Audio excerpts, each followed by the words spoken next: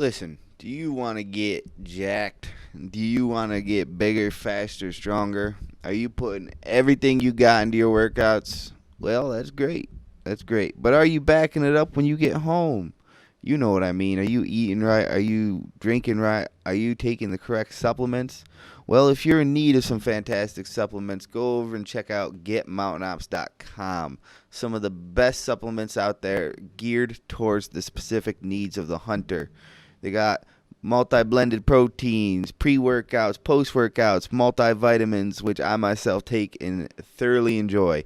And not only that, but for the fantastic listeners of this show, if you want to get 20% off your order, all you have to do is enter the coupon code NBH20 at checkout, and boom, 20% off right there. So head on over to getmountainops.com and get yourself some. And don't forget to head on over to naturalbornhunter.com. Check us out on YouTube. Subscribe to our iTunes channel. Hit us up on Instagram and Facebook. All right, now let's get this show underway. There's Lance. It's Will. Will. Can you hear me? Yep. How about you, Phil? You good? Yeah, I've got you. Got All both right. you. Perfect. Welcome, ladies and gentlemen, to the Natural Born Hunter podcast. I'm your host, Will Bradley. Tonight, I am joined. Fuck it, I'm gonna start that over.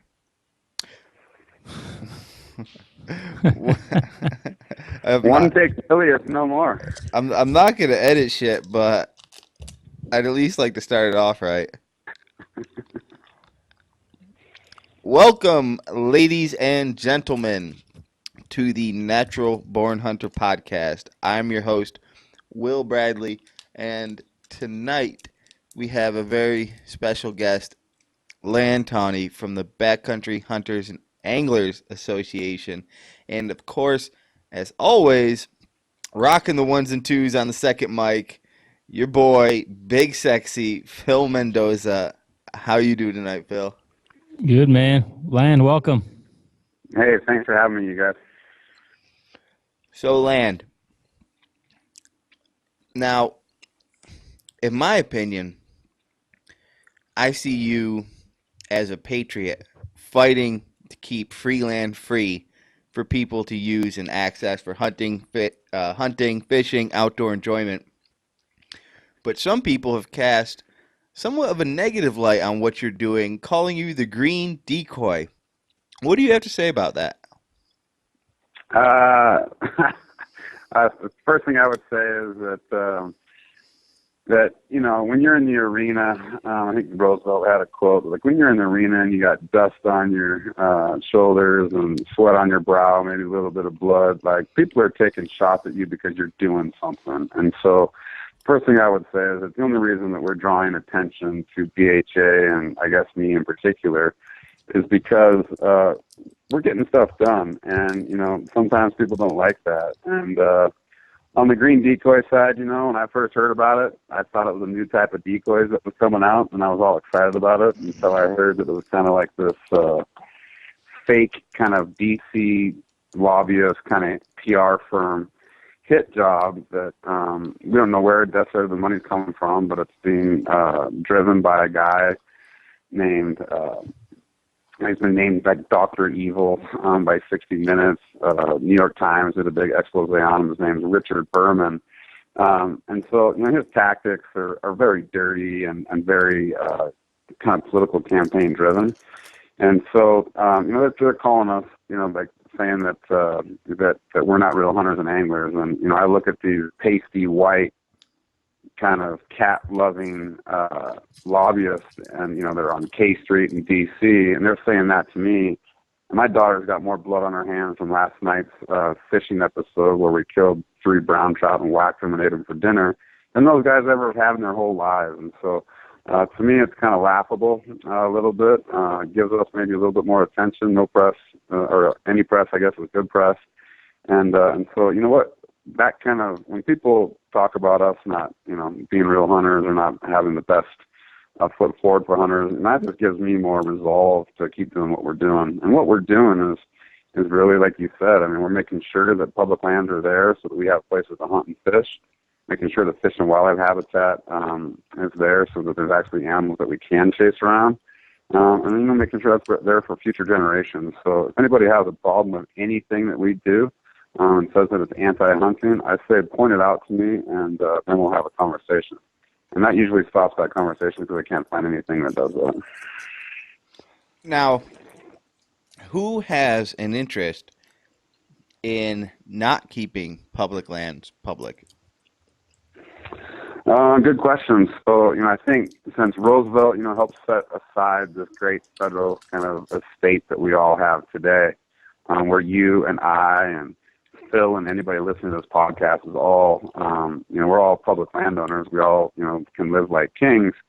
He did that on purpose for future generations. And back when he did that, there was timber companies that said, oh, we're never going to be able to cut another tree. We want to be able to, do whatever we want, mining companies. And so they fought him back then. And so I think those are some of the same interests that are around today. And our federal lands they're managed for multiple use. So that means hunting, fishing, mining, logging, grazing, like a host of things. But it means that you try to manage all those things together rather than just one. And so I think they want it just to be one so they can make the most money and not have to worry about sustainability or future generations.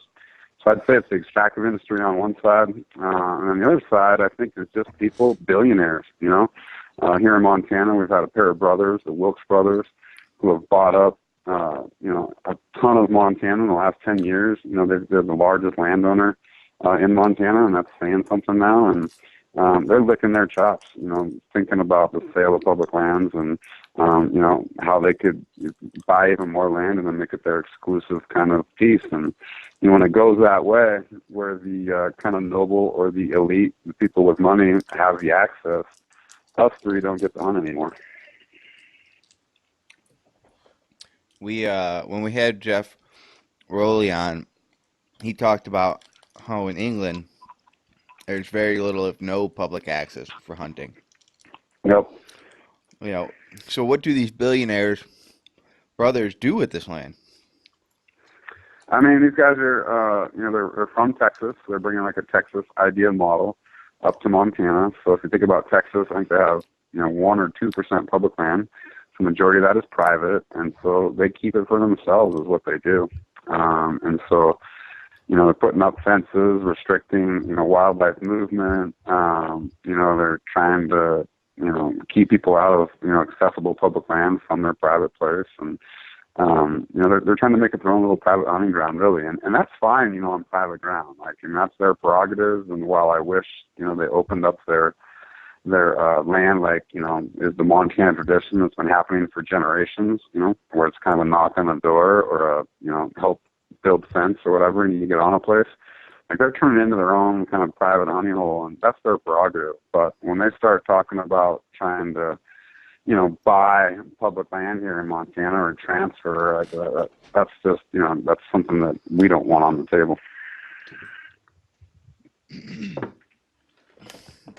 Yeah, there's some states. Go ahead, Will. No, you got it. Go ahead. Yeah, there's some states out west that have proven to have already sold when they acquire that land. When the state takes it over, they're selling it. And Yep. I mean, at the end of the day, if that model continues and that continues to happen, then, and like you said, that there is no turning back. The private owners to turn back and sell property back to the state or the federal government, that'll never happen. Yeah, it happens every once in a while, but that's definitely not the norm. And, I think when we think about transfer to the states, I think the biggest thing that we worry about is again, that short path to sale, and they don't have necessarily they don't have the money managed for forest fires or for road maintenance. And so they have a couple options. And that first option is raising taxes, which I don't think any successful politician has ever uttered the word, I'm going to raise taxes, and survived. So we know that's not going to happen. Second piece is that they can extract the heck out of it, which they would do, and they can make a little bit of money that way. But once that's done, the only other option to kind of make money off of those things and to manage them is to start selling them. And like you said, so I mean, there's precedents all over the West that, you know, the lands that they were first ceded to them when they became states, like in some cases they've sold, you know, 90% of that, like in Nevada. So, you know, there's precedents there, and it's, you know, while they're, you know, are federally kind of managed public lands, that's not ideal, but you know, it's no time to throw that baby out with the bathwater is the way we look at it. Yeah, no, there's so then let's talk a little bit more about what we as hunters and outdoorsmen, and maybe not just hunters, right? Because anybody that enjoys public lands really has a say in this fight. You know, what is your organization? What's your you know, what's your, not vision statement, but what's your guys' end goal? What's your main goal? What's the, how do you explain to people to help get from point A to point B? Where do you guys fit in this whole picture? Yeah, you know, I think that what separates us from every other organization out there is we are strictly advocacy based. And, you know, that's inherent with the lands that we're working with. So, you know, on public lands, you know, we're not looking at buying land like the Elk Foundation or Ducks Unlimited, National Wild Turkey Federation, and trying to put a conservation easement on that because of the conservation values, which is all great work. We're looking at a public land trying to, you know, make sure that that's managed in the best way. And so, you know, our kind of tagline is a sportsman's voice for wild public lands, waters, and wildlife. And within that, you know, there's access issues, there's habitat management issues that we want to address to make sure that, you know, one, we maintain the opportunities that, you know, we all have today, which are unbelievably outstanding, but we even enhance those opportunities for future generations. So that's what we try to do, and like our advocacy again separates us from, you know, everybody else. And we've got a small niche, which is public lands, and, you know, I've said it already, but I'll say it again: is that everybody in America is a public landowner, and so if you like to hunt, fish, camp, any kind of outdoor recreation, those public lands are essential for, you know, your opportunities there. If you don't do any outdoor recreation, public lands are still vitally important to you because 70% of our clean water comes from public land. So, you know, if you like clean water, which I think everybody does, you know, talk to those folks in Flint about clean water. But you know, clean water is king, and if those public lands either are, you know, raped and pillaged, and so they no longer, you know, provide that clean water, or, you know, worst case scenario, the Chinese or somebody else, you know, buys the headwaters, then they get to dictate who and how that water is delivered, and can, you know, charge us a high premium too. So I think every American has a stake in it, and, you know, I think there's, you know, for us, you know, we want to provide the easiest path for you to get involved and make a difference in this whole fight. So that's kind of our role, I would say. So, and you know, much of that is understanding and education, right? Helping the general public know, you know, what's happening, what's happened in the past, what to do to keep those things from happening. But I kind of want to go back a little bit to what we said, something you said a little bit ago, as to where the precedents for some states selling off land because they can't afford to keep it. And one of those being, you know, forest fires or, you know, road maintenance, whatever the case is, whatever the costs that become part of the expenses in owning that land and maintaining that land. Let's say that average Joe hunter that goes up for a hike to a national park somewhere or a state park, right? And they pay their $5 or $7 into the daily till to park there and to use the park. Where does that kind of money go? I mean, I think that money will go back to the management. But when you think, I mean, that's at a state level. I mean, you think about the vastness of our public lands estate at a federal level, there's just no comparison. I mean, you can't, I mean, like for me, I mean, you could charge higher fees, but that would keep out then, you know, a lot of people. When you talk about like $5, that's affordable for everybody. But when you start talking about, you know, $50 to $100. I think it's a lot more expensive, and I think that's the only way, or one of the only ways that they could help manage those lands by charging more money. So, those fees though they do go to management, but it's pittance compared to what they would need.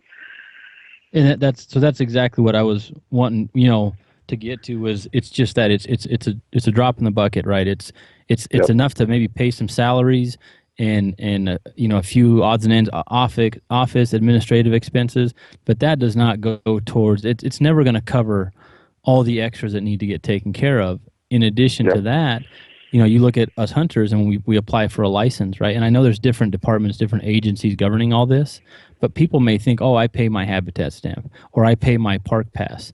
That doesn't matter. It's not the same thing, right? Yep. It's in some ways it's all part of the same bigger circle, but it's not directly my $10.50 habitat stamp is going to take care of public lands. No, that's not what it is. Right. And I think some people that they just want to enjoy everything and think that they're paying their fees and that should be enough. It's not enough.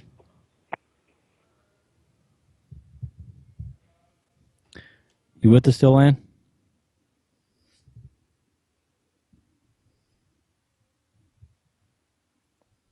Yeah, hello.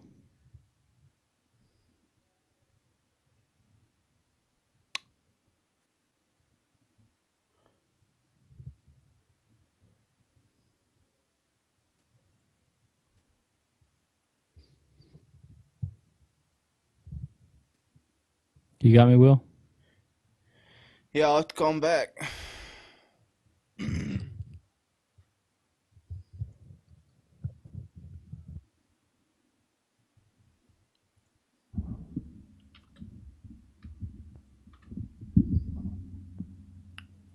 wonder if he lost signal or something. Phone died. Did you call him on his cell? Fuck me. I have 3 bars, but got a dropped call.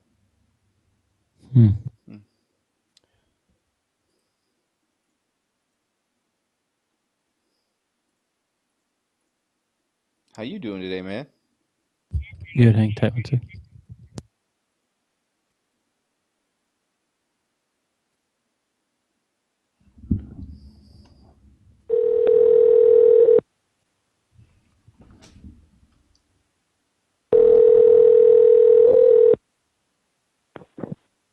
Hey. Hey, what's happening? Good. I've got like 3 bars in the office. Never have drop calls, so I don't know what that was. Huh. That is strange. Fucking frustrating, dude. Yeah, it is.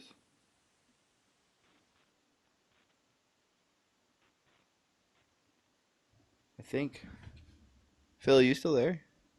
Yeah. Oh, your video turned off for some reason.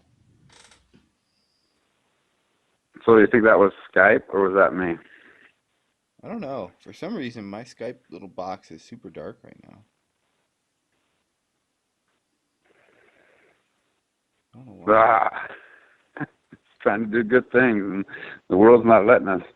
I know, right? Now Phil's on the phone. You can't see him, so I'll just update you. Go ahead, Will. Go ahead and get it going again. What were we talking about? Because I paused it. We were talking about kind of like just like the states and kind of like just their inability to have the money to manage existing land even versus anything new. Yeah, the problem is it ended on Phil's question. Oh, give me 1 second. Yeah, I think we'll just hang tight, Phil, till you get.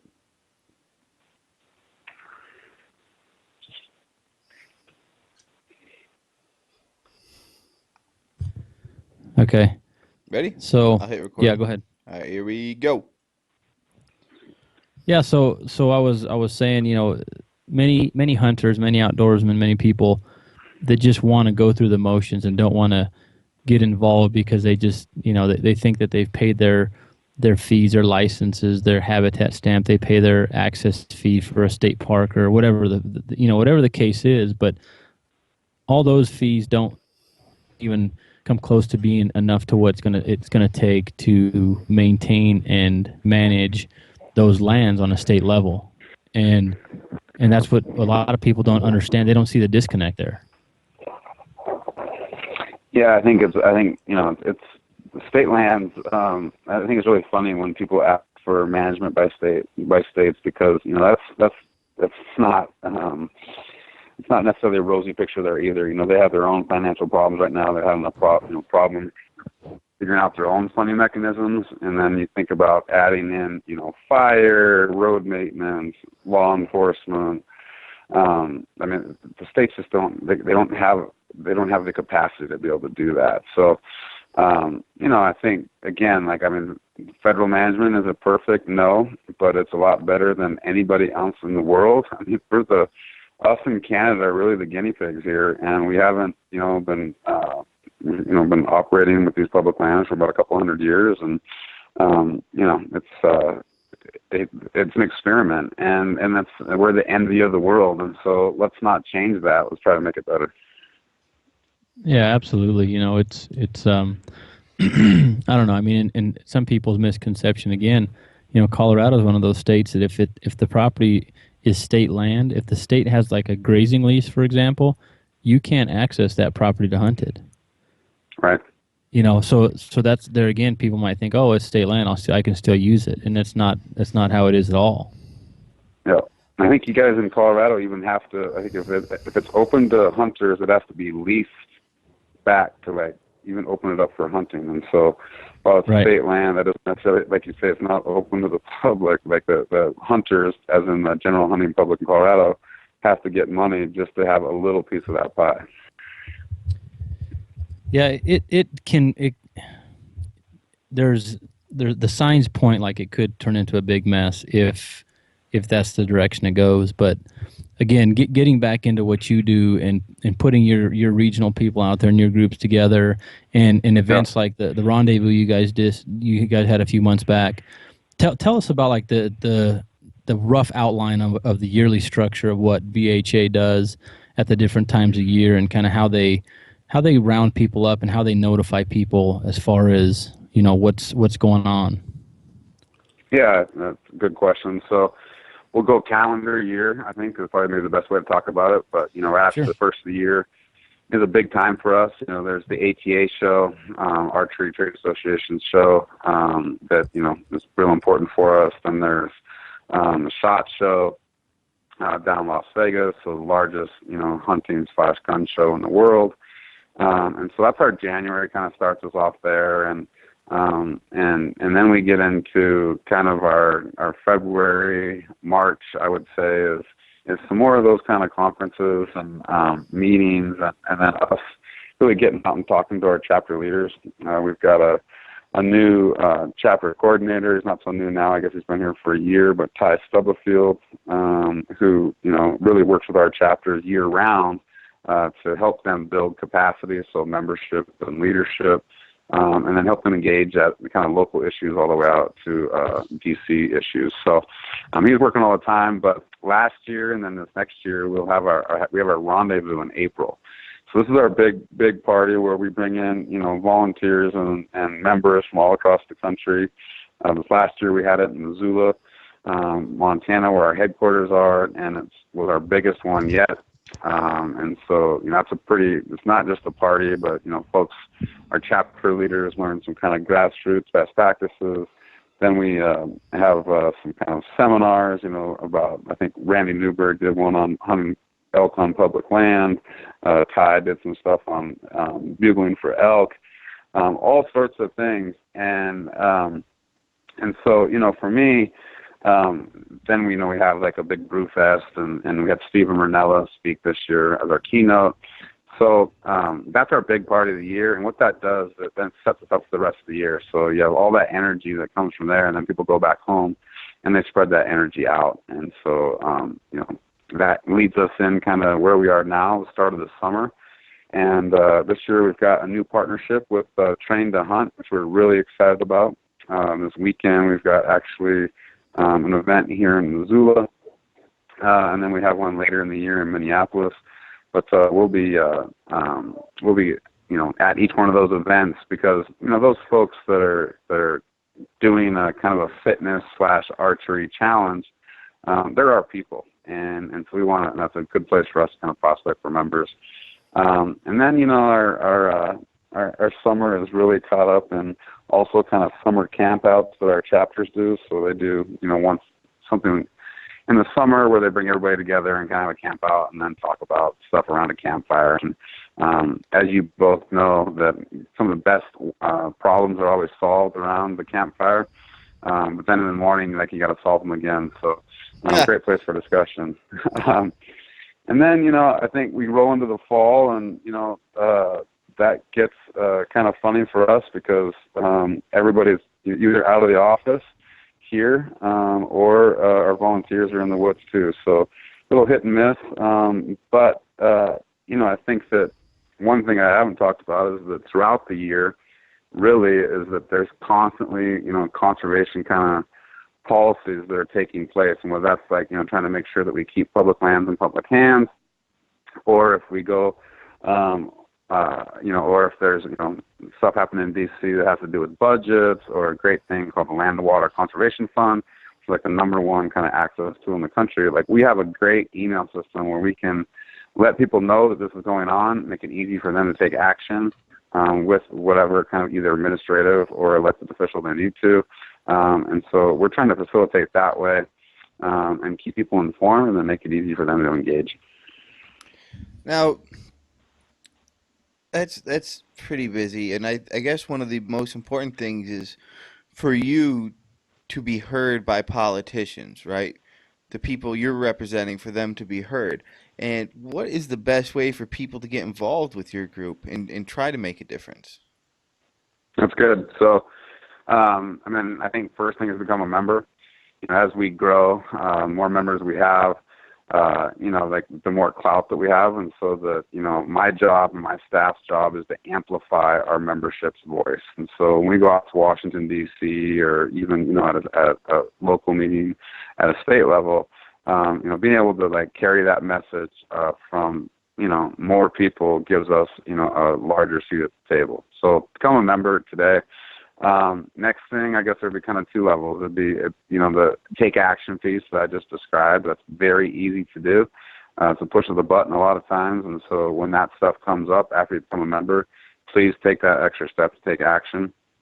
And then there's a couple other ways we can get involved too. I'd say the third way would be to think about stepping up and being part of the chapter leadership. So helping them, grow as an organization capacity-wise, but also helping them engage at kind of local levels and at national levels on policy. And then that kind of the last piece is that, I probably head out to D.C. anywhere from 6 to 10 times a year. And, some of those times, bring that kind of message, that boots on the ground message from the field out to the hall of the Congress. We bring people, that are just regular hunters and anglers out to D.C. And they have a huge impact, because they speak from a position of passion and authority, because they're talking about places that they, don't just hunt once a year to talk about at a cocktail party, that they're hunting during the fall.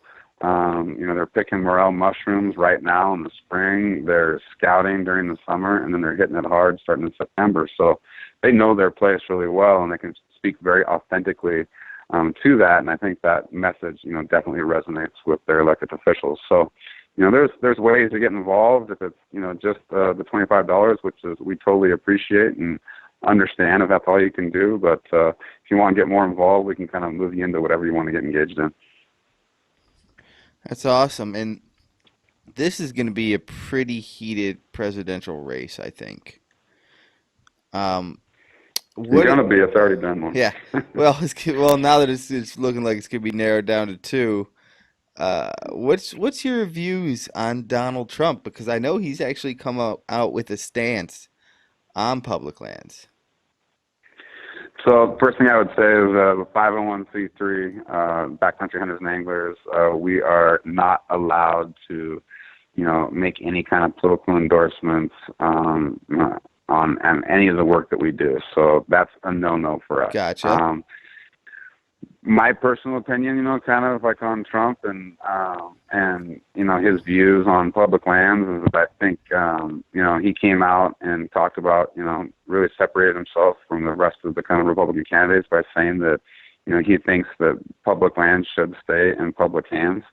And I think a lot of that, I think he's honest about kind of his background in conservation / hunting and public lands. He doesn't know much. He's a real estate mogul from inside New York City. So he relies on his son, Don Trump Jr., I think, who, is a big hunter, hunts a ton on public lands. And I think he relies on him a lot for kind of how his views go forward. So I think Don Trump Jr., he could hunt on anywhere he wants in the world. I remember asking him a question once, and I said, if you could only do one kind of hunting, what would it be? And he said it'd be on, on public land in Colorado chasing elk. And, that kind of took me aback a little bit that, he wants to, be out there just like everybody else. And I think that's partly because that's the only place you can really find that challenge and solitude and adventure of the hunt is on public land. And so, he totally enjoys that. And I think that he has already been a good influence on his father, and he will continue to be. Is Don Trump Jr. a member of BHA? Are you allowed to disclose this kind of information? I think probably I am. He's been in our magazine, at least listed as a life member, so I think that's fine. But yeah, he's a life member of BHA. So he's not just bullshitting you, just blowing smoke up your ass. He's legit. Oh, he's legit. I think this last summer he went up to British Columbia and chased sheep around where they dropped them off for a week and then picked them up. He's got the kind of means where they can fly in with a helicopter. He could hop out, shoot that thing, and be in New York City that night bragging about it. But, I think he enjoys, again, that kind of the toil and the adventure that only kind of the outdoors will provide you. And that's what a lot of us enjoy about going on these public lands. Totally. Yeah, and you think about the species that we chase, and I think like bighorns and mountain goats in particular, I think those are almost exclusively on public land. But elk and mule deer in particular, that they like the high country and then winter down low. But that high country, the majority of that is on public lands, and so if we want to be able to chase those critters in a real way, I think that's the kind of the last bastion to do that.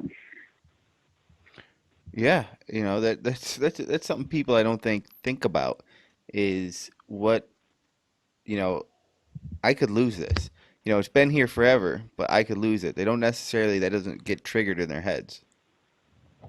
No, I think, I think probably, the number one, I think threat to our kind of hunting heritage going forward is apathy. It's exactly what you just described. And so I think Phil, earlier, we talked about education and folks, we're living in a pretty good time. Like elk numbers are up. You got turkeys recovered all over this country. Our duck populations are at all-time highs every year. We're living in pretty good times, and people get complacent pretty quick. And so that apathy, I think, is the number one threat because, that's exactly what those who want to kind of steal or defile our heritage are waiting for, and so they can come in and pounce. And if we think that's not the case, I got example upon example about how these guys are doing that and all over the country. And if we don't step up, literally it could be gone in a generation. And, one, that would be shame on us because of the special thing we have. And two, man, I just can't imagine that happening. There's no way, I might spend all my waking hours trying to figure out how we make sure that doesn't happen. Yeah, so Lan, and I apologize, I had to take a quick 2-minute break, but so you getting into this profession, right? This passion, because it to me this seems very much like a passion project. Anybody who is into the outdoors as you or I or Will, this is something that you've made it you made it a profession. But what did you do before this? What was your career choices that led you into wanting to put all your time and effort and energy into protecting public lands? Yeah, good question. I think all that starts when I was a little kid, and my parents were very involved in conservation. My dad was the first lawyer for the Elk Foundation from 85 to 95, and then he passed away, and so that kind of stopped that. But I've had this kind of calling, I think, since then. And I graduated college with a degree in wildlife biology, which I very loved going to college and getting that degree. But I think I figured out pretty quickly that I wanted to be more involved in kind of the policy side, and doing broad strokes. And so I started as a volunteer, and I volunteered for the Theodore Roosevelt Conservation Alliance, is what they were called back when I started. Volunteered for them for 6 months, no pay, and doing data entry and just all sorts of stuff and whatever they wanted me to do. And then I worked into a part-time job and a full-time job. And by the time I left them, I was running their national kind of grassroots program, and then I've kind of been doing that kind of stuff ever since. And I've been very lucky that somebody, said, let's give this guy a chance and have him do data entry for free. And maybe that'll work into something. And then, I've had really good tutelage from some of the best in the industry, from kind of, an early stage in my career that, I didn't go to school for anything I'm doing. Everything I'm doing, I learned, from people or just by kind of actually doing. So I feel very, very lucky to live, in a place where I grew up, and then, having a national organization that's making a big impact right now. So for those listening, and I say this to folks that want to get involved in conservation, and, whether that's like you're fresh out of college, or if, you're just kind of wanting to have a career change, that volunteer kind of internship is really invaluable. And I think that at least from my perspective, we get, interns all the time that we want to give a chance because it's their way to get in the door, and they may get a job with us, they may not, but it gives them some experience that can do something elsewhere. And that's kind of where my career path came from. And so I'm a big believer in giving people a chance and, letting them learn. Like, those people that seem to know everything, one, come with a huge price tag, but also they do not know everything. And if they think they do, then they're dying, because you're not learning. I think you're dying. No, and like you said, man, that type of education, that real in the field, learn by experiences and learn from others, to me is the best kind of education. Yeah, I mean, think about it, look at it like hunting, right? Like, you can watch all the videos in the world about hunting, and think a lot, and then you get out there on the ground and everything changes, right? There's that piece, and then that constant learning thing. I mean, I was just out on the river last night chasing trout around during the sandfly hatch, and I learned a bunch of stuff last night that I didn't know. So you learn by doing, and that's kind of where I've come from. Yeah, that's it 100%. I same thing. I went to college for 2 years, got a business degree, and in the first, 6-9 months of just following my dad around after getting out of college, I learned more than I did in any amount of school. And it Right. was just in the field. This is real. This isn't what a book's telling you what it's going to be like. This is real life application, and you doing it in the outdoor industry or the outdoor, realm of things. Not so much, the industry as far as like what people might think of as sales or, marketing, but just that kind of behind the scenes, but critically important piece that, like I said, so many people overlook. Yeah, and I would say, Phil, that I think there's something that probably crosses all of those boundaries and on the way the world works, and that's relationships. And taking the time to build relationships and have meaningful relationships really is how this world works. And so whether that's in a private business or doing the stuff that we do, we're only as good as kind of how those relationships are. And so, I think I learned that again, not in school, but when I got out in the field, is that you gotta try to figure out how to work with people and maintain relationships. And so, that you can work together for a long time.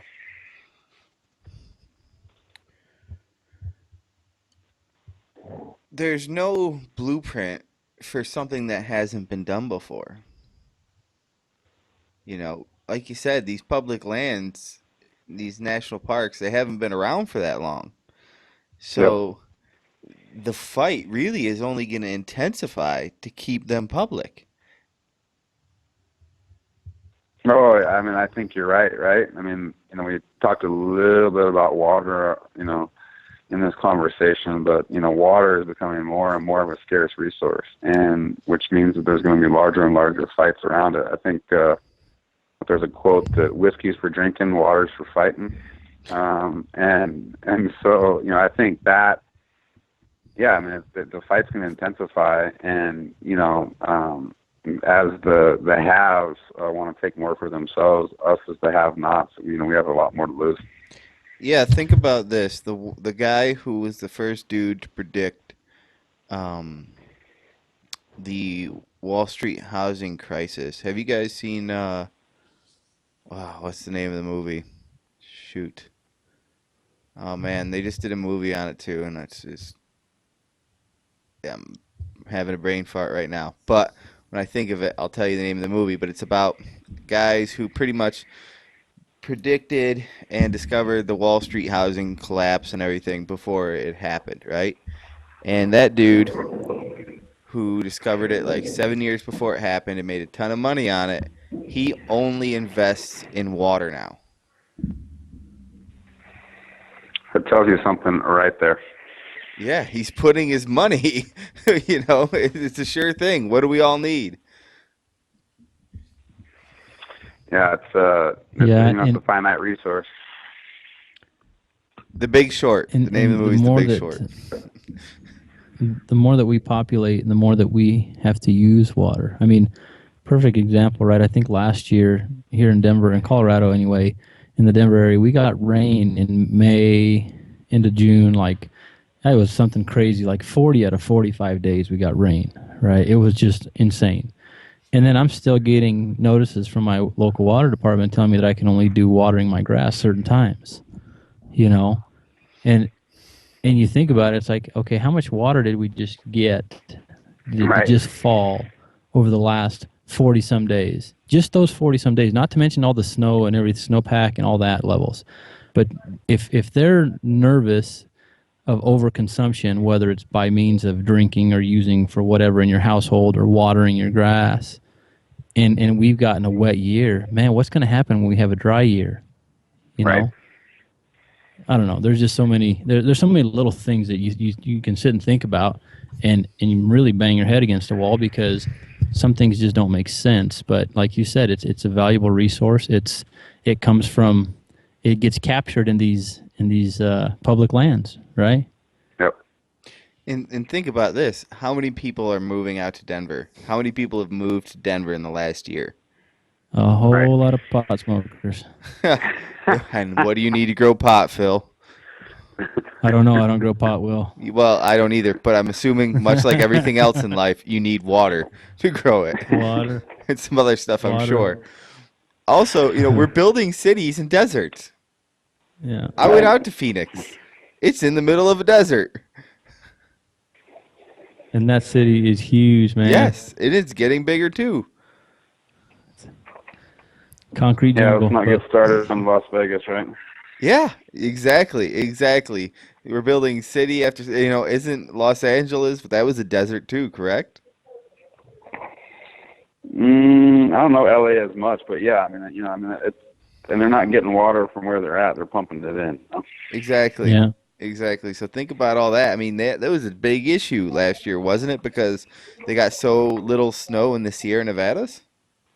Yep. It's something that could definitely be a big effect on us in our lifetime, and definitely in our kids' lifetimes. We all have kids, You know, we got to keep that public land public for them.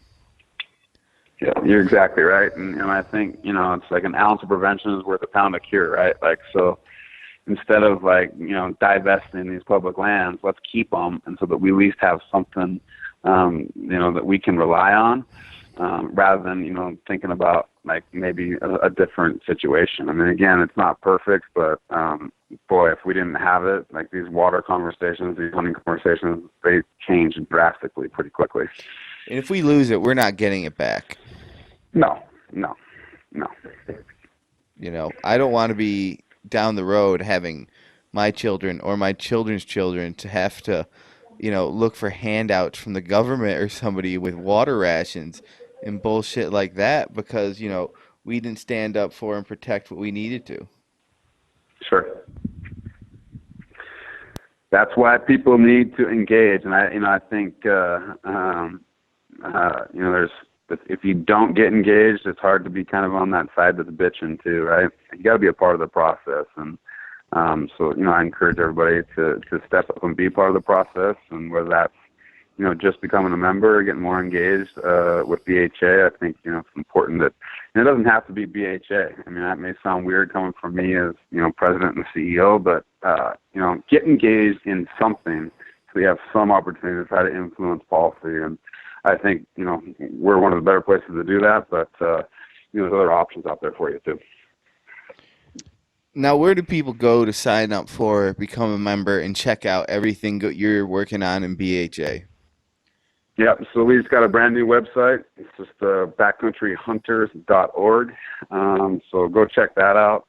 We're also on Facebook. We're updating sometimes on Facebook 2 or 3 times a day, so it's a great place to kind of get a good snapshot of who we are and what we do. And then we're also over on Instagram and for the pictures, and then on Twitter a little bit too. So you can check us out in all those kind of venues. And the last thing I guess I would say is check out our YouTube channel too.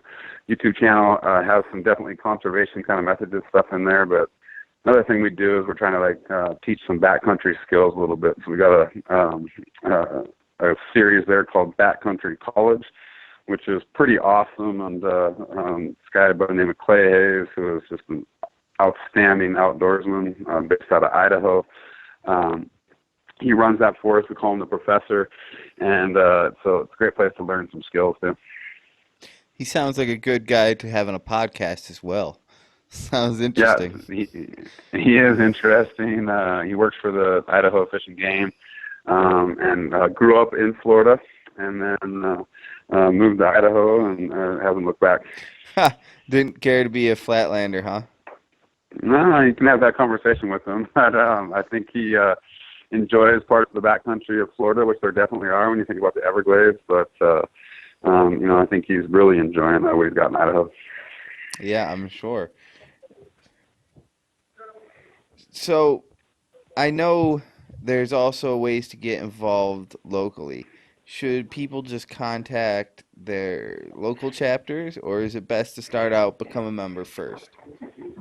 I think become a member first, and then if you really want to get involved in a chapter, one of the universal ways to do that is to contact our chapter coordinator, Ty Stubblefield, and that's just Ty, Ty, at backcountryhunters.org. Is there anything else going on in the future people should be apprised of, aware of, or know about? I think something we're going to roll out here pretty soon that I think everybody should know about is we've been talking about public lands all day today, but we really are looking at public waters too.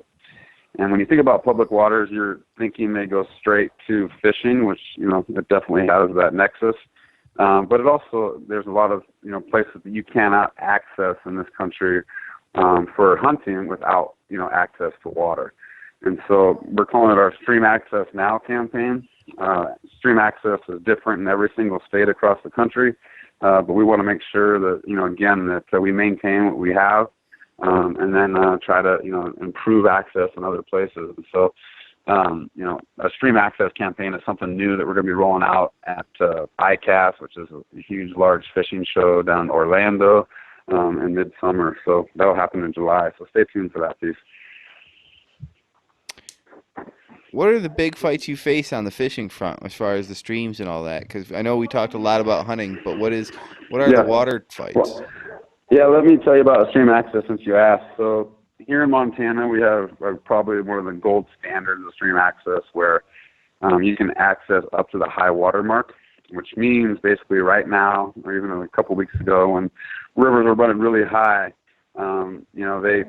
they make it so only certain vegetation can kind of grow, below that high water mark. And so there's for above it and below it. And so you can definitely tell the difference. And so here in Montana, we have access anywhere you can float a stream.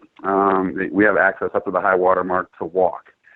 And so for me, fishing, that means I can go wade fishing in a lot of places. I can stop for lunch on the side of the river.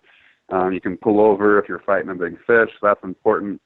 But for me as a duck hunter, it's vitally important. I wouldn't be able to probably hunt any of the places that I hunt here in western Montana without stream access, where I can go, get on a piece of water where birds are working that is private land behind me, but public in front of me. So that's our great stream access law here in Montana. You go to Phil State in Colorado, and if your boat touches a rock in the middle of the river and gets stuck, like you're trespassing because you're hitting the bottom of the river. If if Phil takes his foot off of the boat and wants to step on the bottom of the water, he's trespassing.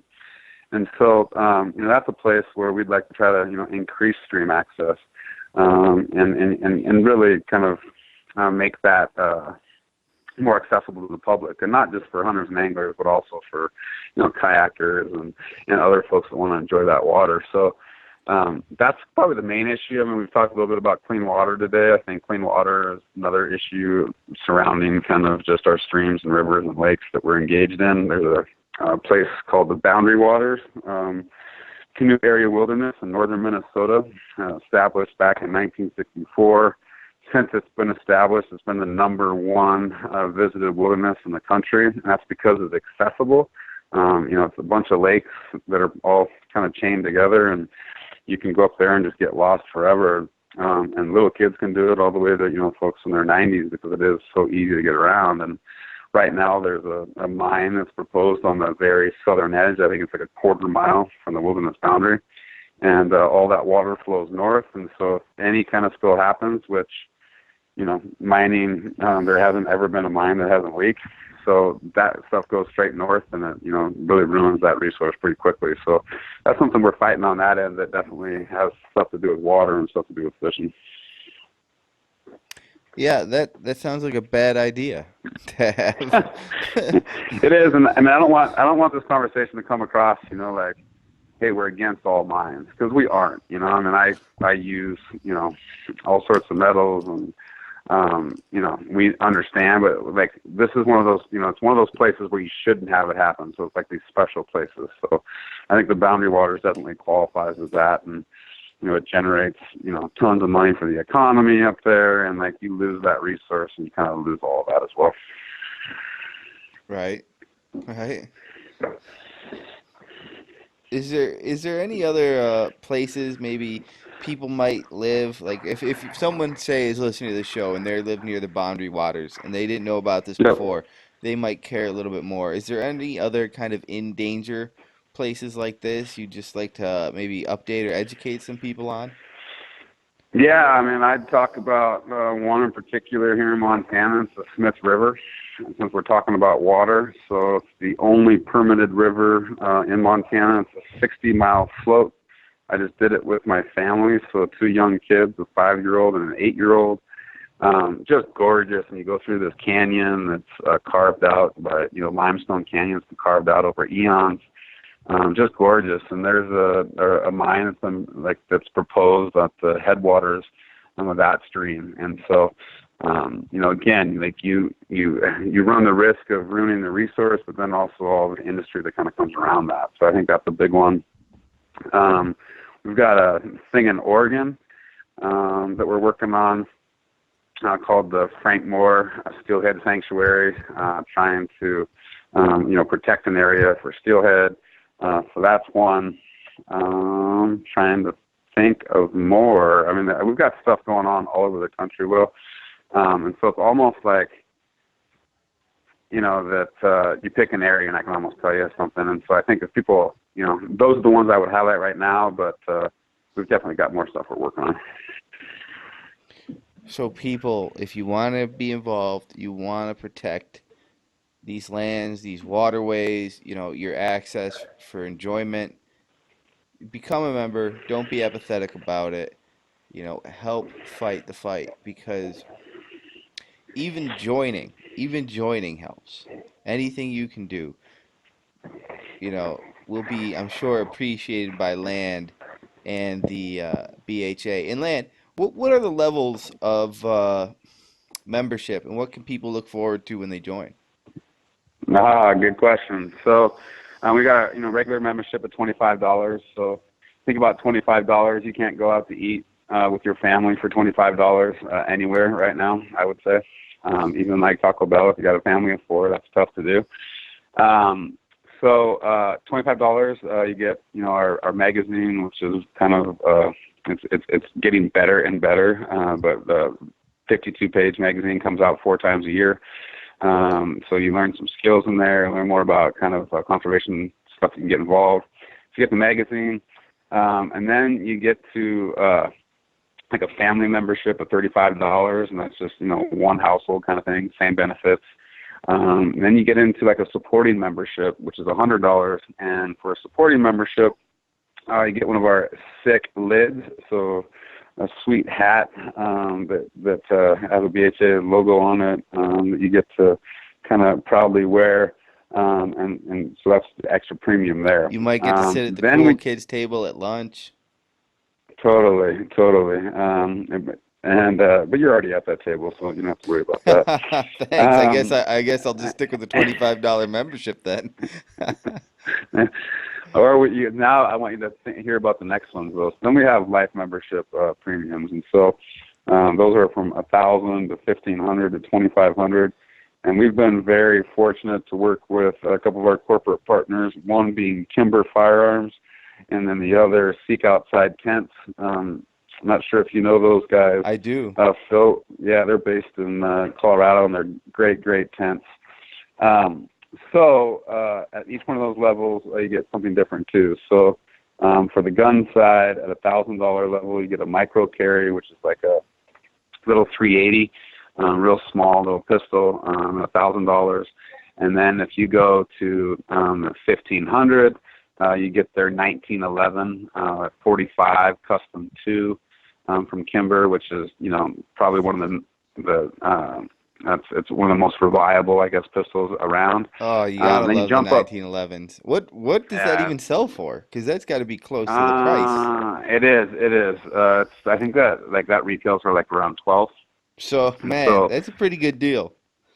It's a huge deal. You want to be a BHA member. You want to contribute a little more to the cause and get a sweet gun. It's like, I'm sorry, honey. I didn't just buy this new gun. I became a lifetime member of the PHA. Exactly. They gave it to me. And you can write it off as well. Oh, there you go. And then on the tent side, you get 3 different sizes of tent and then a titanium stove to go with it. And I will tell you that I was on that Smith River trip with my family a couple of weeks ago. It poured rain on us the first day and then all that night. And with 2 young kids, that could have been a real touchy, kind of touch and go situation. And we were able to start a fire in the tent and not only dry off, but also kind of warm our hearts. And, that kind of set the tone for the rest of the trip. So if you haven't had a teepee with a stove in it, it's something that you're missing out on. And really you should check out these guys at Seek Outside and really think about becoming a member of BHA. For life. Yeah, for life. And is there a level beyond that? That's it, man. That's it. That's awesome. If you want to become a legacy partner, I guess, you can start giving us money, that's $1,000 or more, every year. But that's kind of like that whole nother next level, but not necessarily membership, but more about our giving. Right. You just want to send some checks. I'll also accept checks. If people want to just send me random checks, just make them out. And it goes to such a great cause. This guy's a new dad, right? Yeah, that's right. Diapers and formula.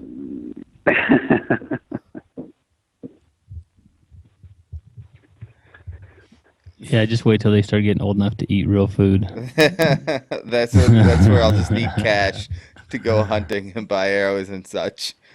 Yeah, save Man, I money tell now. you what, we go out to dinner, and I got two boys, my wife and I, and we can't not spend at least 75, $80 on dinner when we go just to sit down Yeah. at a freaking Chili's or somewhere little just podunk steakhouse, not even a high end steakhouse. It's like just chalk up $100, for dinner. Yep. And did Chalk it up. and do they? I remember when I was a kid, I always had like my go-to meal. I'd like chicken tenders and French fries. Do they have go-to meals? My kids. Yeah. Yeah. So get this right. If my oldest son Dominic, he's 6, and when we go to a steakhouse, he gets the steak, man. He doesn't want the chicken. He's a He wants the boss. steak. And then so the other thing, he's a big sushi eater, right? He likes his sushi, so it's like Jeez. hook me up with the sushi. I don't want no little rice, little chicken fingers with rice and some vegetables. Give me the sushi. So he's acquired some expensive taste at a young age. So He's good like, luck with that one, Will. Dad, you know what I really enjoy is lobster. Can I get the surf and turf tonight? What's market price? He hasn't Market price, broken right? into that yet. You're just tell you keeping what, him though. away from it. It doesn't matter what night of the week it is, though. It can be Tuesday night on a school night. He's like, Dad, let's go to dinner somewhere tonight. It's like, no, let's not. Dad, why don't we take out Mom? Treat her good tonight. Right? You know what sounds good, Dad? Yeah, I know what sounds good, son. This is why this yearly investment of $25 to help protect like those opportunities to go out and go kill animals and put them on the table is a good investment. Oh, I love it, man. I'm with you 100%. I'd rather light up the grill and cook up some meat, that I've brought home 100%. But Yeah. and my kids eat it; they love it too. But Well, apparently you don't cook it as good as TGI Fridays, Phil. no, But I tell you what, my son, it's like, Dad, what is this? Is whitetail? No, this is elk. Oh, it's elk. Oh yeah, I like elk too, Dad. I like elk too. So That's awesome. he puts it all down, man. He puts it all down for sure. But well, cool, man. Len, so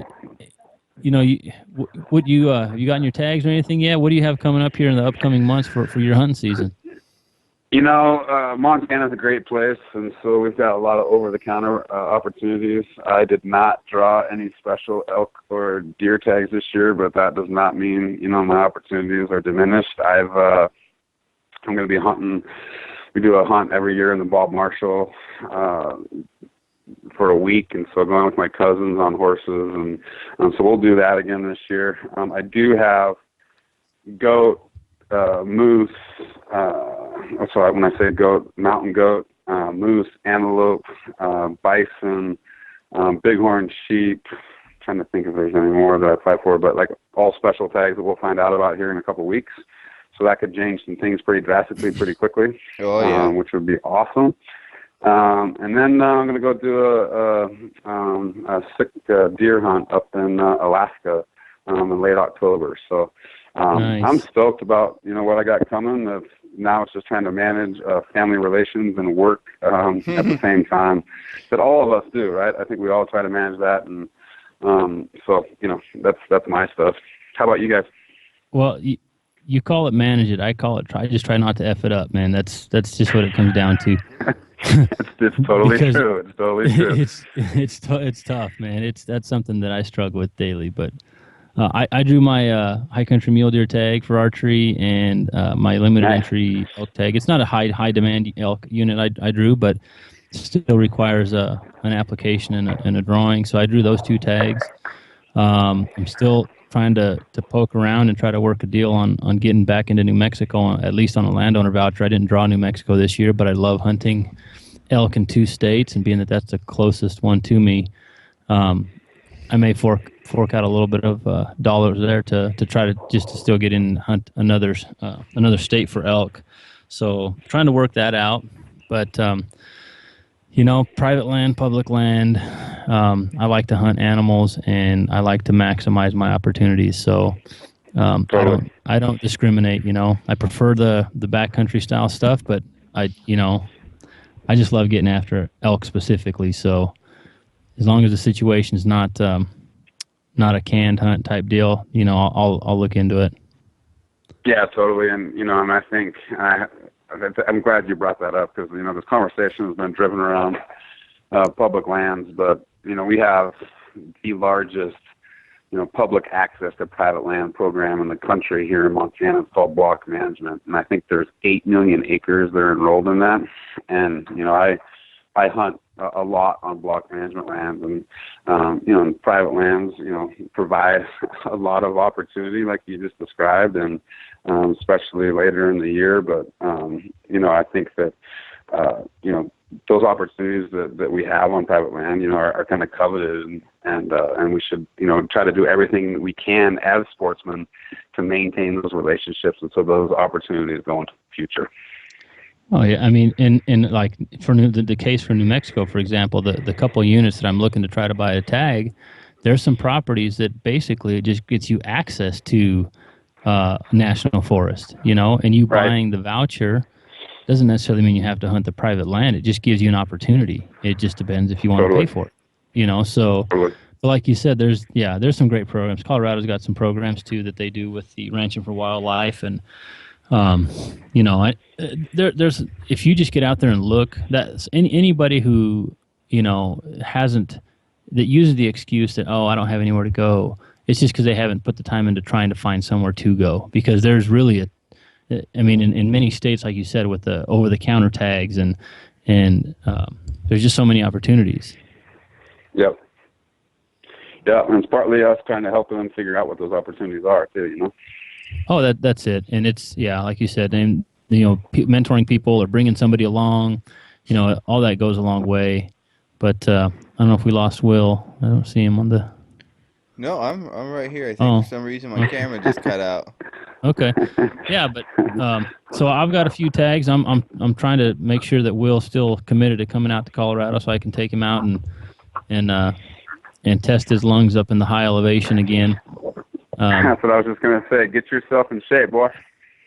Dude, carrying this baby around, my forearms are going to be jacked. Yeah. Those forearms are going to help you when you're hiking up that steep mountain. I'm going to walk on my hands, boy. Hey, Will, these next 40 days are going to get your forearms jacked too, so don't fool yourself, man. I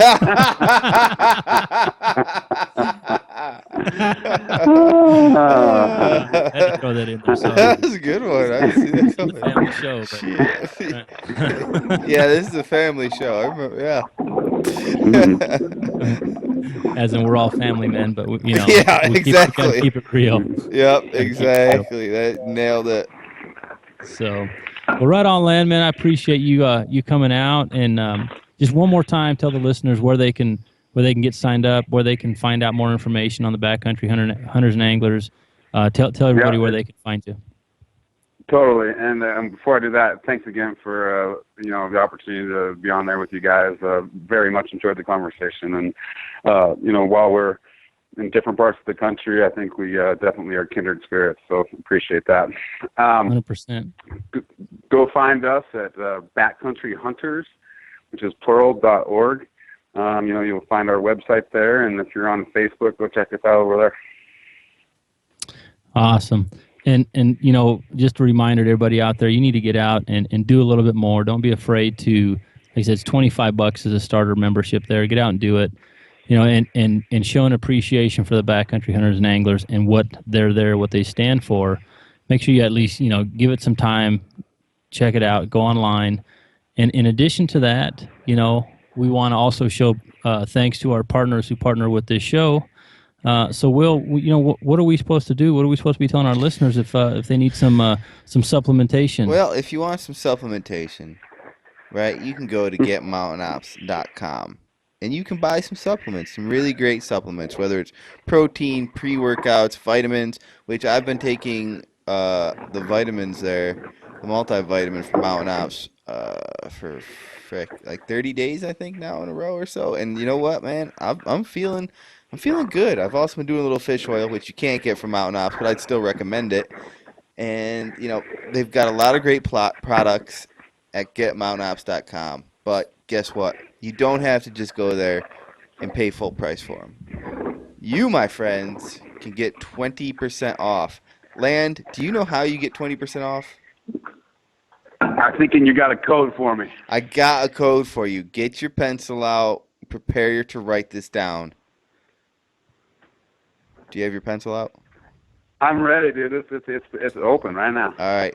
So get that pencil in those small Irish hands and write this down. NB. You had to throw that in. Sorry. I might have been scrolling through Facebook and saw your fly fishing thing. I actually stole that line from you. Yeah. My pen looks really big right now, by the way. Yeah, I bet your wife loves that.